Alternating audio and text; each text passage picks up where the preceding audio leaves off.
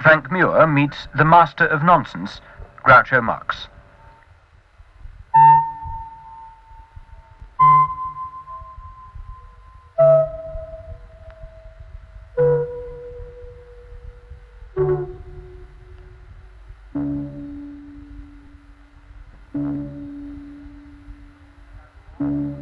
Groucho Marx, 1-1. There's no start to the program, Groucho, anyway. I mean, do you want a very comic set to, or do you want the customary, dignified British upper class? I wanted the customary, dignified comic set to. Well, that's rather typical. With music. We charge more for that.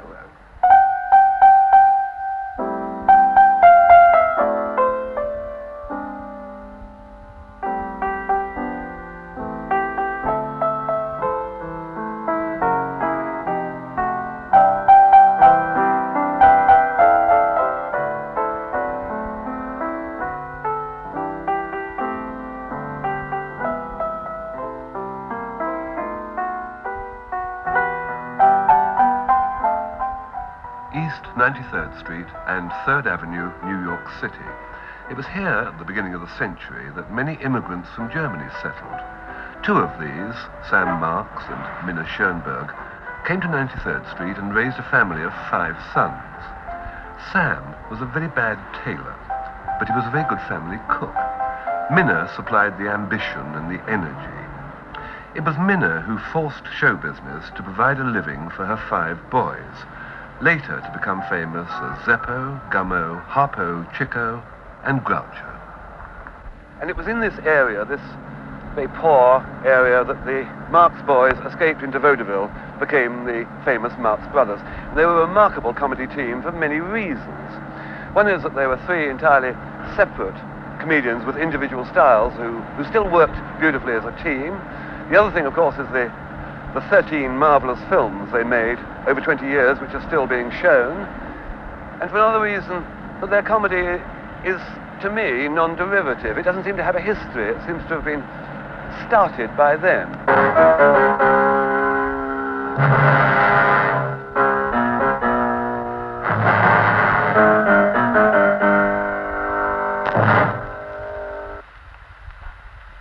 All right, it says the first part of the party of the first part shall be known in this contract as the first part of the party of the first part shall be known in this contract. Look, why should we quarrel about a thing like this? We'll take it right out, huh? Yeah, it's too long anyhow.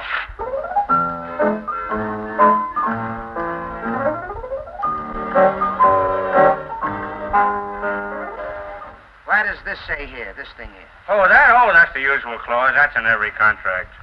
That just says,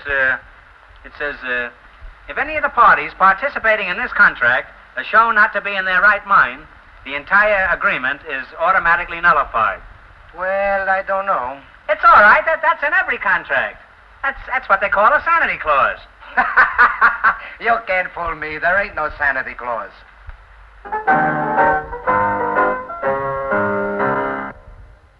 Groucho has been a star now for nearly 50 years.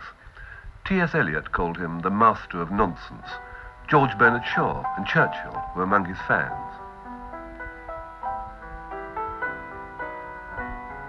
Groucho has survived 3 marriages and written 5 books.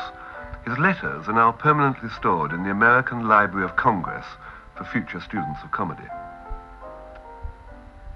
Groucho was recently decorated by the French government for his services to comedy. In the same month, all seats were sold for his one-man show at Carnegie Hall. He was born 81 years ago as Julius Henry Marx. I was named after my Uncle Julius, who just came and moved into our family one day. My father was very angry at this interloper, and he wanted to throw him out of the house. And my mother says, "No, Sam, you can't do that. You mustn't do that." I've read stories about men who have filtered into somebody's house, and when he died, he left an enormous amount of money. So she convinced my father to let him stay there. And he stayed there. And he ate with us. Everything was fine. And one day he died. And when he died, he left a will. He left a celluloid dickie. I don't know if you know what that is. Yes. And he owed my father $85. So we didn't achieve anything by naming me Julius after my uncle. How did you get the name Groucho? Groucho? I always had a grim visage because I handled the money, and the others didn't have too much confidence in me. It became Groucho, and it was a nice name.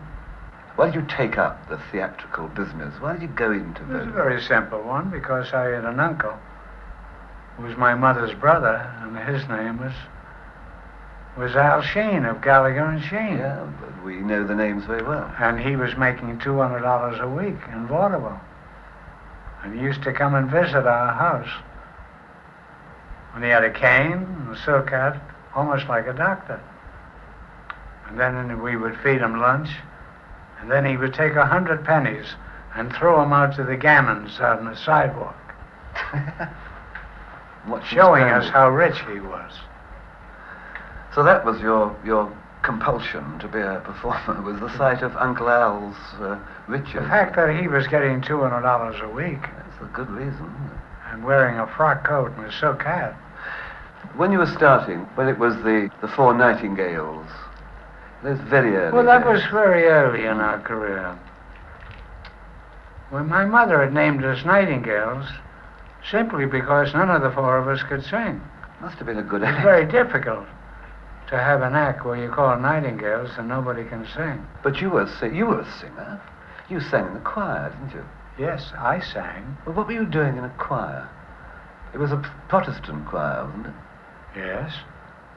Could you explain yourself? I was kind of fooling around with one of the girl singers in the choir because they weren't always thinking of God. Didn't you played the Mikado, didn't you? I played Coco in the Mikado. I think you know it better than I do. The Mikado? Yeah. Is, that's, my object most sublime.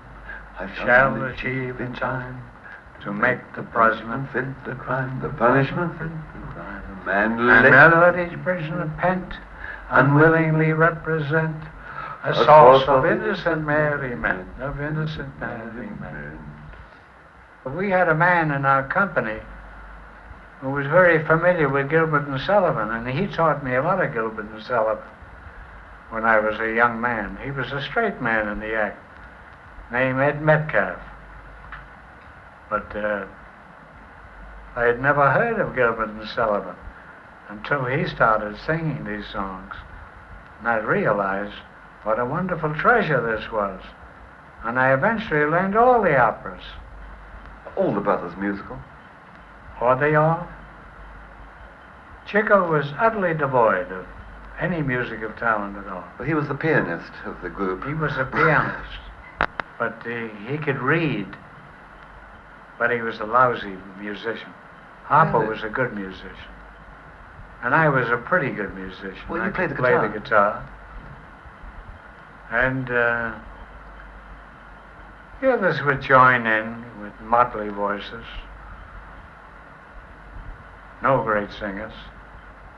Harper, we made the bass singer because he said to his mother, he says, "What am I going to do in the act? I can't sing." She says, "Well, you can growl a little, can't you?" So he became the bass singer in the act by growling.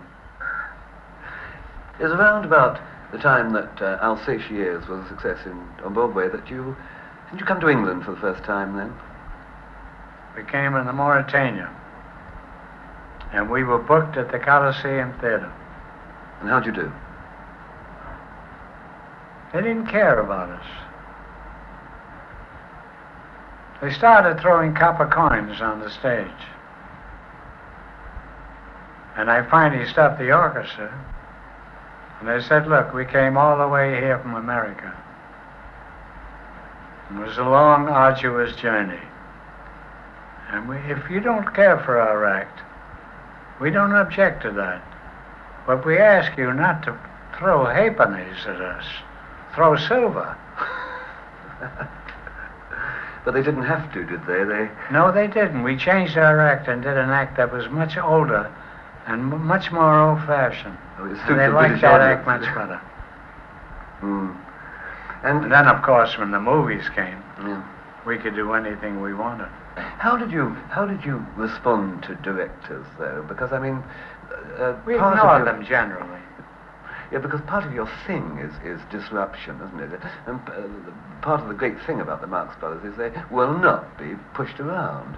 This is true. The only good director they ever gave us was Leo McCarey. Yeah. And Leo McCarey directed the Duck Soup. Duck Soup, yeah. But McCarey had a sense of humor. And we liked him because we had fun with him. McCarey liked you enormously. This is, one's quoting from the article in Cahiers du Cinéma. And I'm quoting very badly because I'm not sure I understood it as it was in French. But he also said that you were, for a director, very difficult to handle because all four of you were never actually available at any one given moment. We tried not to be. You obviously enjoyed getting laughs and ad-libbing and on being on top of what you were doing. Oh, sure. Did you enjoy doing it for itself? I mean, or if it hadn't paid much money, would you have gone into something else, do you think? I'd have probably gone into another line of work.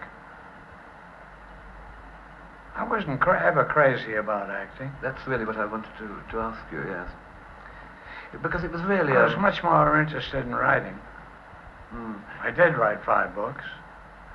I think that the letters are a remarkable document. I think they pinpoint a certain area of mid-20th century life, as amusingly with much observation and as the other great letters. I had very good correspondence, too. Some of the best writers in America I was writing with. How many of the published ones, is that about a quarter of them, or all of them, or a tenth of them? Because the Library of Congress has got the lot, hasn't it? I mean, could there be another book? It could be, yes. But a good many of my friends are dead. It's very difficult to correspond with somebody who's dead. Yes. Yeah. You just don't want to wake them up for that again. I think you've read for all 5 brothers, haven't you, really? What sort of reading do you like? Is it... Well, at first I started to read everything.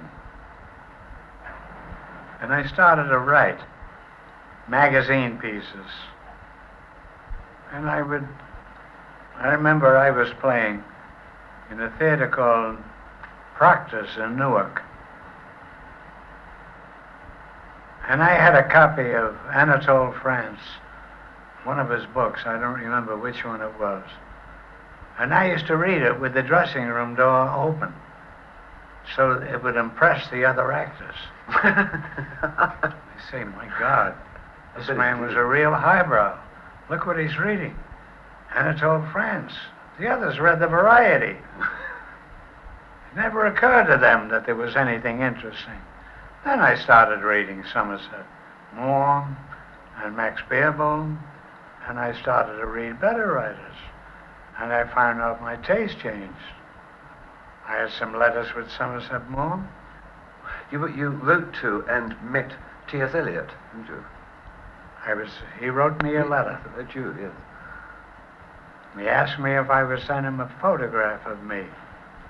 And I sent him one. And he returned it. He says, I want one with you smoking a cigar. Then he invited me to dinner. And I brushed up on Murder in the Cathedral and 2 or 3 of the other of his more simple books to me, because I didn't understand Eliot. I didn't know he was from St. Louis.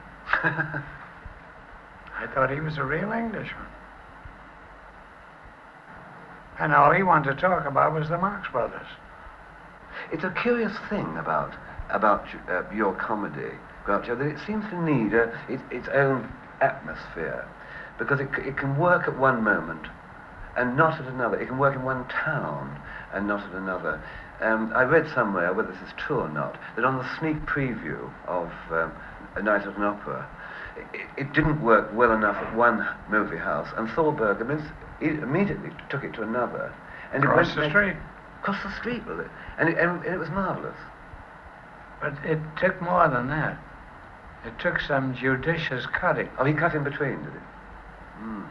Not the same night, but the following week.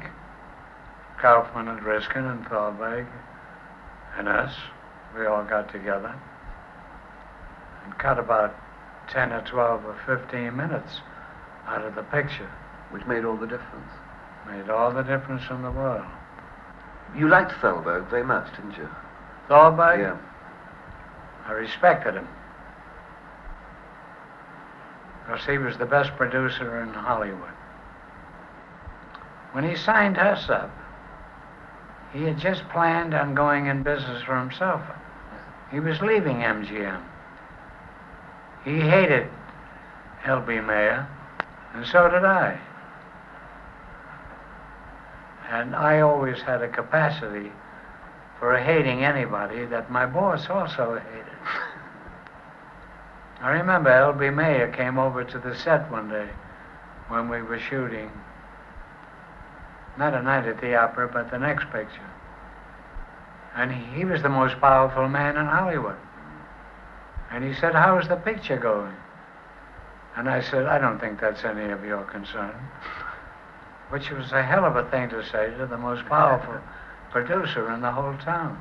Well, Thalberg's great thing, wasn't it, was understanding something of the box office customers, and he softened the act a bit, didn't he? Because he put in the love interest, and he poured a lot of money into it, so that it had production values, and might appeal to a more family audience with women than perhaps the Paramount pictures, which are rather sort of men's pictures. Was that so? To a degree, yes.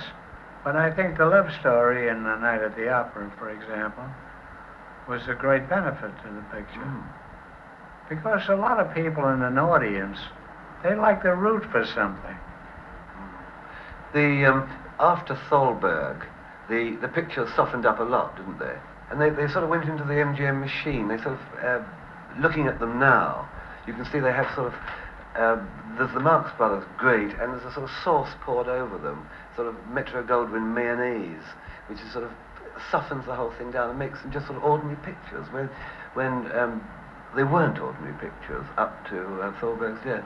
It must be very strange for you now to find, after these years, which is what, 22 years since Love Happy, the last sort of major picture, to find kids queuing up. They're showing all over the world, aren't they, your pictures? Yes, the bad ones are still no good. How important was it, Groucho, that thing that you started, I believe, in Night of an Opera, of trying out the set pieces in the Very theatre important. first?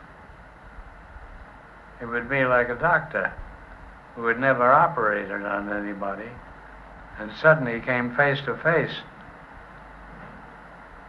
with the instruments that a surgeon uses. He had to learn how to use them. We learned by going on the road. That marvelous scene, for instance, in the stateroom. Now, was that? Did you work that in on the road? Yes. Just hold him there a second. Yes? Did you want a manicure? No, come on in. I hadn't planned on a manicure, but I think on a journey like this, you ought to have every convenience you can get. Hey, listen, I'm getting the manicure. Get out of here, will you?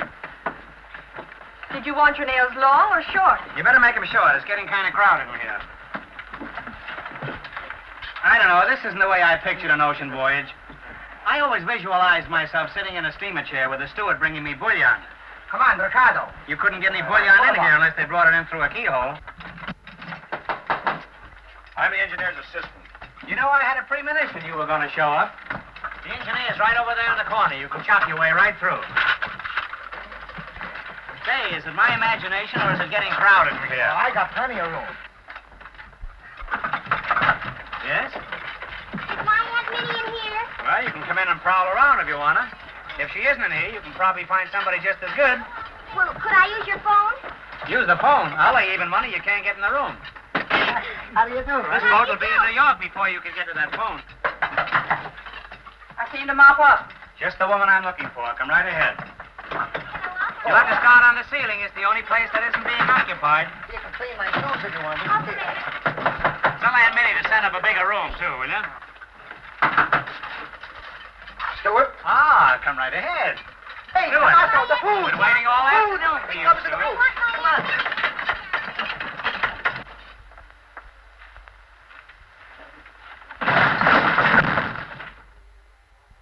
Marvelous scene. There's some wild rumor that you got 15% of the gross of Night at the Opera. A Day at the Races. Well, that was a pretty good deal. in Casablanca. those days, wasn't it? And a few other pictures. We should never have sold any of the pictures. That's what a friend of mine once told me. You sold them, did you? You sold out. You sold the rights. We just lost interest in the pictures, that's all. And then suddenly there was a completely phenomenal upsurge of interest in the Marx Brothers. Yeah. Which will go on. You know, the way these things do. Debatable. New favorites come along. Did you enjoy the business of making movies? The circus Yeah, movies? we usually a lot of girls around. You wouldn't find Chico, but the rest of us were always looking for girls. Did Chico chip in with the ideas? Was he a creative performer? Not very, no. Just did it, no? No, he studied Paradise most of the time. The racetrack, isn't it? Racetrack, Foreigners. gambling of any kind. He died without any money. Somebody asked Chico how much money he lost gambling. And Chico says, you find out how much Harpo has. That's how much I lost gambling. And he did. He didn't have any money when he died. But he had a hell of a one life. Yeah. Probably had more fun than all of us put together. Because I was always kind of serious. And so was Harpo when it come to work. Where do you fit Laurel and Hardy into the league table of early comics? Laurel and Hardy? Mm. Do you think they were very good? Or good? In their day, yes. They didn't amuse me very much. Maybe I didn't amuse them very much. I dressed with them. And undressed with them. And they both got drunk. They had 2 bottles, and they kept switching them back and forth. 2 quarts of scotch. And they had a wonderful time. They could barely stagger onto the stage that night. But that had nothing to do with their talent. I had a policeman stop me not long ago. I'd made a wrong turn in Los Angeles. And he says, you're Groucho Marx, aren't you? And I says, yes. He says, why aren't there more Laurel and Hardy pictures on television? You should have seen the time he took before he got ready to ask me that question. He took his hat off, polished it, brushed it a little bit. He says, let me see your driving license. I had to get that out. He looked at the whole thing very carefully. Then he said, why aren't there more Laurel and Hardy movies on television? I said, well, don't ask me, ask the network. I am not responsible for what you see on the network. What about the other sort of comics like Benny and Hope? I think Hope is a very good comic. He's a professional comic. He has 10 or 12 writers. And he reads the stuff well. I think Benny is a good comedian. He's a little slow for my taste, but I think he's very good. And he knows the value of dialogue. I admire Benny. I think he's very good. He's been good for a long time. 60, 70 years. Anybody that's good that long must have something on the ball. But comedians get old and die and disappear. Same as trees. I don't mean Sir Herbert Tree. I remember once he had a job at MGM. Herbert Tree. And they brought him over from England. And the first day, he was on the set. It was going to be a talkie. And he sat down in a chair. And he got the producer of the picture and called him over. He said, "You'll have to remove those things, otherwise I will not appear." And the producer says, "What things?" What Tree was referring to was the cameras. Apparently, he'd never seen these big cameras.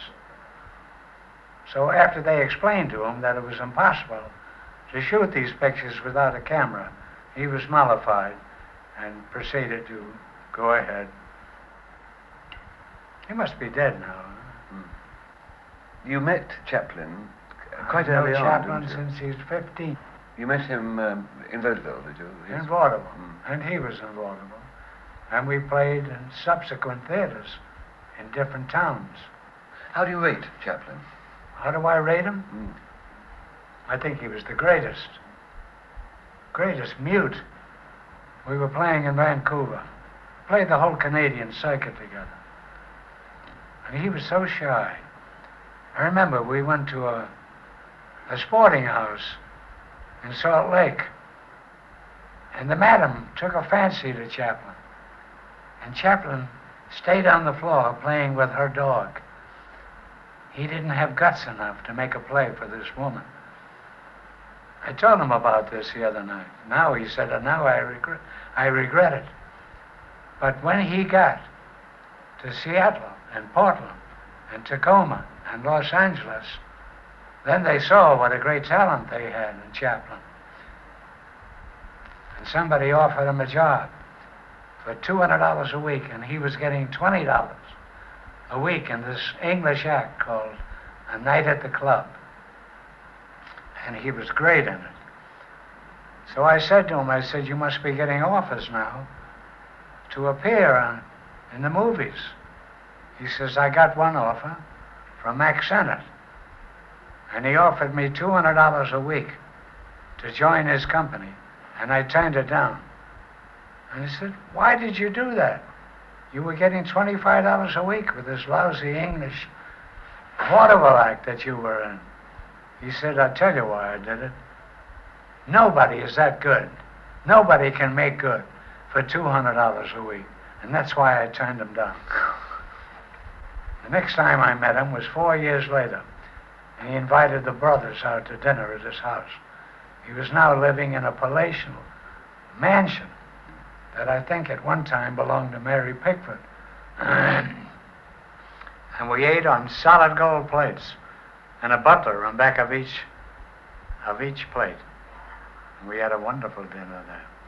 And that was the same fellow who was afraid to work for $200, that he couldn't make good for $200. It's an interesting story when you consider this man, how he blossomed out and became the greatest comedian in the world. He only lacked one thing, which I had and he didn't. I could talk and he couldn't. What does money mean to you? I think money? I think money is a wonderful thing. Money buys expensive shoes, expensive clothes, expensive women, expensive homes. You were saying, when you were young and had no money in East 93rd Street, that the idea of money was sort of security. It was something, to save up. I was frugal. You were frugal? Yes. Is that a word you use in England? Yes, it's a good German word too, isn't it? Frugal. But when you got That's a flute player, a flute. When you got money... I got money. When you got money in your own way... Yes. It was in comfort, wasn't it? It represented comfort to you. It gave me everything I needed. But you didn't... Except a woman, which I now have, who only appears in naked plays on Broadway. But you don't seem to live the high life, do you? You seem to live very quietly. Is that so? No, I live frugally. Playing the... I am frugal. I am frugal. Groucho, what are your thoughts on nudity? On nudity?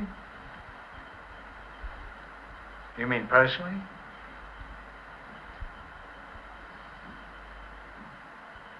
I don't think there's much of a trick to it.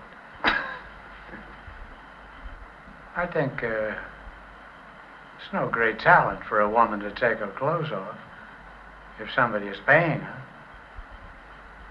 or if she's married. What do you think about nudity on the stage? I think of it constantly. I'm all in favor of it. Do you think it's harmful? No, I don't approve of it myself. That's what I wondered.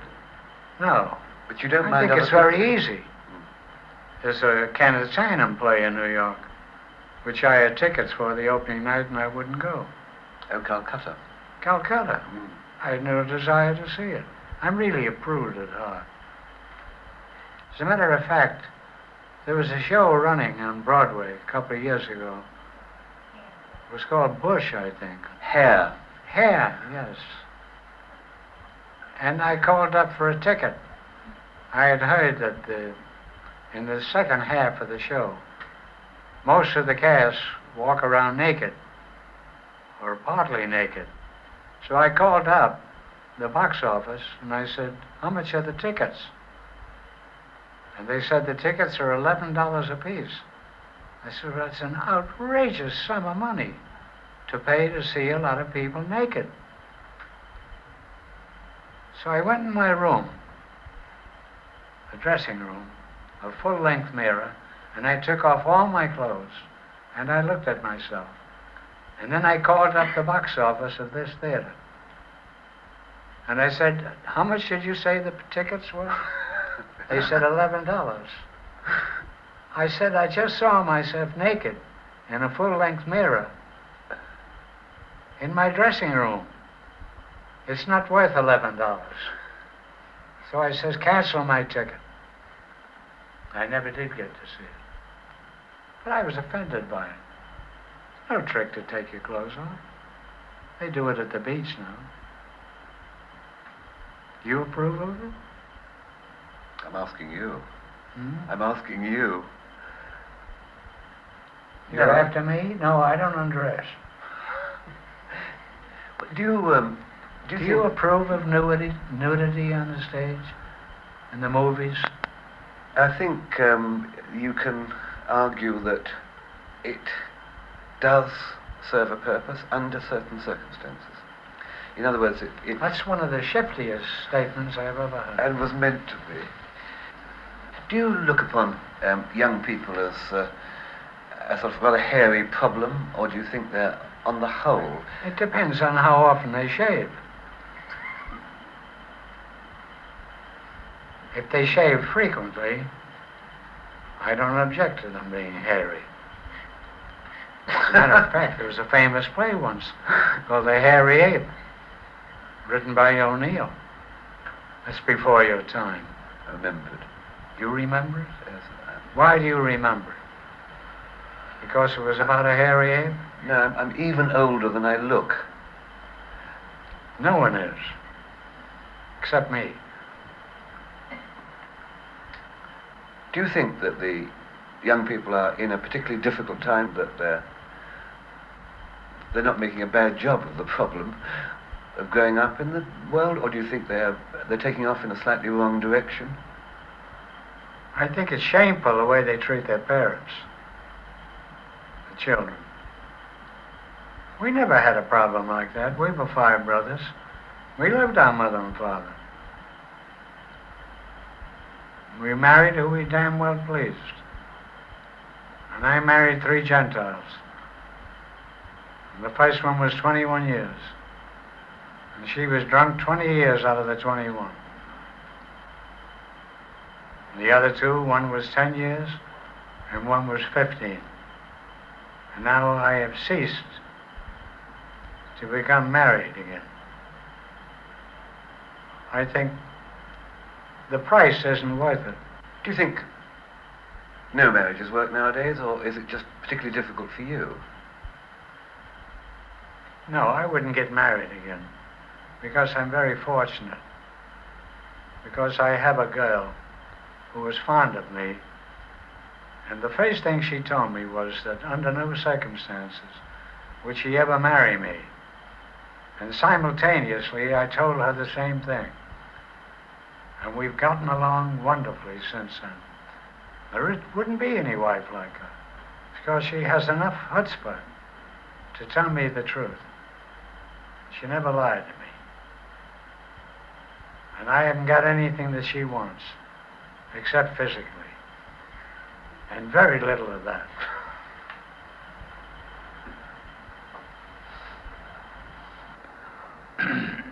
Did you ever sit and ponder as you walk along the Strand that life's a bitter battle at the best?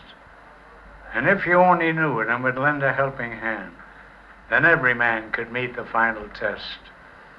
The world is but a stage, my friend, and life is but a game, and how you play is all that matters in the end. For whether a man is right or wrong, a woman gets the blame, and your mother is your dog's best friend. Then up came mighty Casey and strode up to the bat, and Sheridan was 50 miles away. For it takes a heap of loving to make a home like that, on the road to where the flying fishes play. So be a real-life Polyarch and laugh, clown, laugh. Do another thing. There's that lovely Mad song that you sing, which I was trying to learn before I came away. And I got Kenneth Tynan, whom you know very well, to sing it to me over the phone so that I could learn it. And what song was it? Ever since songwriters started to write, they have written songs about rose. You know it better than I do. I don't. Blue roses. Red roses, blue roses, old roses, new roses, roses from the north and south and west.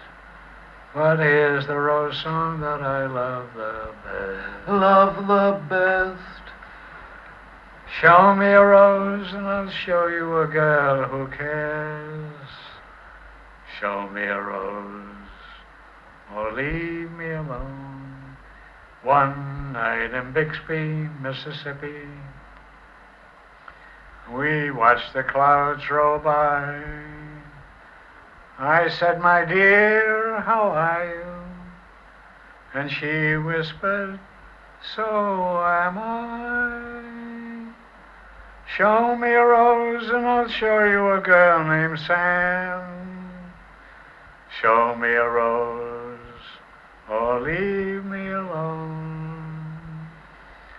Show me a rose, a fragrant rose. Make believe that you don't know me until you show me a rose. This faker knows it better than I do. They don't shoot songwriters like that anymore. That was. Yes, they do. That was Calman Ruby, wasn't it? Yes, that was Calman. What did they write that for? Did they write it for you? More or less. Marvelous song. Groucho, are Gummo and Zeppo still living? Gummo and Zeppo are still living, playing cards, and doing very well. And pretty soon, as the weather gets a little warmer, they'll be coming in for the winter season, and they will live in Beverly Hills. And I will see them more often. I miss not seeing them. And when we're together, we have good times talking about the old days, where we were all poor and miserable. The one thing that I never did, that they did, they all played cards. Yeah. I never did. I was trying to read Anatole France, and not understanding it anyhow. You were seasick, weren't you, when you travelled by boat? I don't know why I thought of that. Whenever you travel by boat, you get seasick easily, don't you? Well, I occasionally vomit. But it's no great hardship. I was on my way to Honolulu once, and the ship was still at anchor in Los Angeles. And there was about 200 people on the other side of the ship waving banners because the boat was about to lift up anchor and go. And before it lifted anchor, I was vomiting on the other side of the boat. I just wanted to put a thought to you, Groucho, that if your mother, Minna, when she was emigrating from Germany to America, if she'd been as seasick as you get on boats and couldn't make it to America and had stopped off in England in the 1890s, whenever it was. Well, I'd have been an English comedian. Yes, but more than that, do you realize you would undoubtedly, to my mind, be Sir Groucho Marx? And how does that idea grab you? That grabs me pretty good. They just honored me in France. They gave me a thing that goes in here, which I have to have fixed, and another thing that comes down here. It's like a form of, I guess, knighthood. And the only one who's received this award is Chaplin. That's nice. So Chaplin and I are still together. Is there an award you particularly like to get? The Nobel Peace Prize is good because it's about $1 million, but I mean, is there... No, I think the award that I like